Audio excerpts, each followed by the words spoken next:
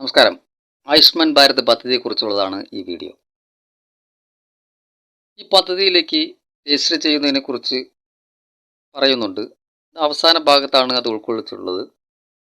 ഈ പദ്ധതിയുമായി ബന്ധപ്പെട്ട് കേരളത്തിലെ കാര്യം പ്രതിഷേധാർഹമാണ് എന്ന് പറയാതിരിക്കാൻ കഴിയില്ല. കേന്ദ്ര സർക്കാർ ഒരു പദ്ധതി പ്രഖ്യാപിക്കുമ്പോൾ അത് എല്ലാ സംസ്ഥാനങ്ങൾക്കും വേണ്ടിയാണ് നടപ്പിലാക്കുക, അല്ലേ? കേരളത്തിലൊരു പദ്ധതി, തമിഴ്നാടിനൊരു പദ്ധതി, അങ്ങനെ കഴിയുമോ? ഏത് പദ്ധതിയും കേരളത്തിലെത്തുമ്പോൾ മാത്രമാണ് ഇത്തരം പ്രശ്നങ്ങൾ ഉണ്ടാകുന്നത്. ഇവിടെ പറയുന്ന പ്രശ്നങ്ങളൊന്നും മറ്റ് സംസ്ഥാനങ്ങൾക്കില്ലേ എന്ന് തോന്നിപ്പോകുന്ന രീതിയിലാണ് ഇവിടുത്തെ കാര്യങ്ങൾ. ചികിത്സാ സഹായത്തിനു വേണ്ടിയും ജീവൻ രക്ഷയ്ക്ക് വേണ്ടിയും സഹായം അഭ്യർത്ഥിച്ചുകൊണ്ടുള്ള ഫ്ലക്സ് ബോർഡുകൾ കേരളത്തിലെ റോഡുകളിൽ പതിവായി കാണാറുണ്ട്, അല്ലേ? നമ്മുടെ പിടിയിൽ ഒതുങ്ങാത്ത രോഗങ്ങൾ വരുമ്പോൾ അതല്ലാതെ വേറെ മാർഗമില്ല. അത്രയ്ക്ക് ദയനീയമാണ് ഇവിടുത്തെ സാഹചര്യങ്ങൾ. ചിലർ തെരുവോരങ്ങളിൽ ഗാനമേള നടത്തി ഒരാളുടെ ചികിത്സാ ചെലവിനായി കേഴുമ്പോൾ മറ്റു ചിലർ ബിരിയാണി ചലഞ്ചിലൂടെ പ്രിയപ്പെട്ടവരുടെ ജീവൻ നിലനിർത്താനുള്ള പണമൊരുക്കുന്നു. എന്തു തന്നെയായാലും ഒരാളെ സഹായിക്കാനുള്ള ആ വലിയ മനസ്സുള്ളവർ തന്നെയാണ് ഇതെല്ലാം ചെയ്യുന്നത്. എന്തുകൊണ്ടാണ് ഇത്തരം സാഹചര്യങ്ങൾ ഉണ്ടാകുന്നത് എന്ന് നാം ആഴത്തിൽ ചിന്തിക്കേണ്ടിയിരിക്കുന്നു. പ്രധാന കാരണം ഒരു പാവപ്പെട്ടവന് ചിന്തിക്കാൻ പോലും കഴിയാത്ത അത്ര വലിയ തുക ചികിത്സാ ചെലവ് വരുന്നു എന്നുള്ളത് തന്നെയാണ്. പാവപ്പെട്ടവർ എന്നല്ല, സമ്പന്നർക്ക് പോലും താങ്ങാനാവാത്ത വിധത്തിലാണ് കേരളത്തിലെ ചികിത്സാ ചെലവുകൾ വർദ്ധിച്ചു വരുന്നത്. ഇവിടെയാണ് കേന്ദ്ര സർക്കാരിൻ്റെ ആയുഷ്മാൻ ഭാരത് പദ്ധതിയുടെ പ്രസക്തി.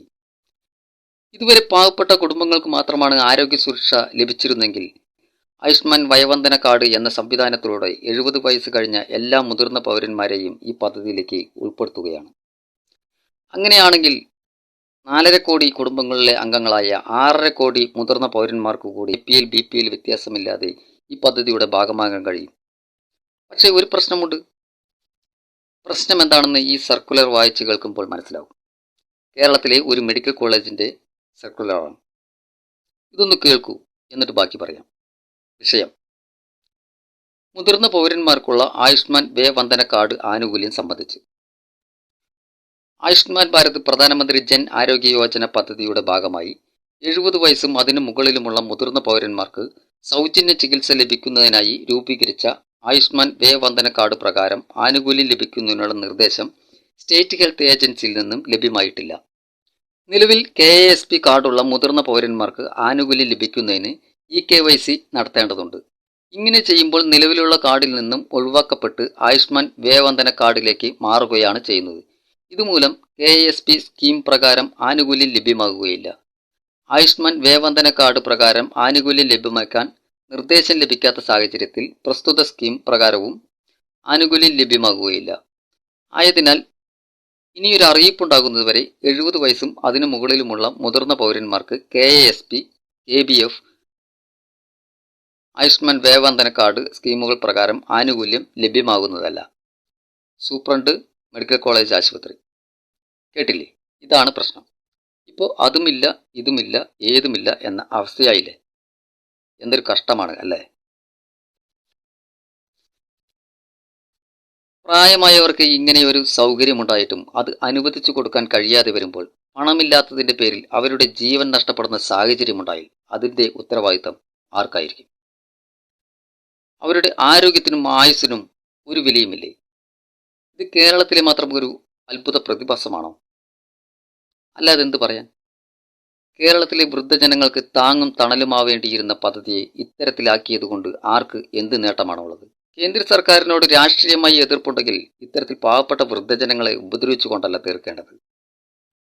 ഡൽഹി, ബംഗാൾ എന്നീ സംസ്ഥാനങ്ങൾ ഈ പദ്ധതിയോട് സഹകരിക്കില്ലെന്ന് വ്യക്തമാക്കിയ സാഹചര്യത്തിൽ ജനങ്ങൾക്കുണ്ടാകുന്ന ബുദ്ധിമുട്ടുകൾക്ക് പ്രധാനമന്ത്രി ക്ഷമ ചോദിച്ചിരുന്നു. കേരളത്തിൽ LDF ഭരണമാണ്. CPM-നെ പോലെ തന്നെ കോൺഗ്രസ് നേതൃത്വം കൊടുക്കുന്ന ഇന്ത്യ മുന്നണിയുടെ ഭാഗമായ DMK ഭരിക്കുന്ന തമിഴ്നാട്ടിലും കോൺഗ്രസ് ഭരിക്കുന്ന കർണാടകയിലും പദ്ധതി നടപ്പാക്കിയിരിക്കുന്നതായിട്ടാണ് റിപ്പോർട്ടുകൾ.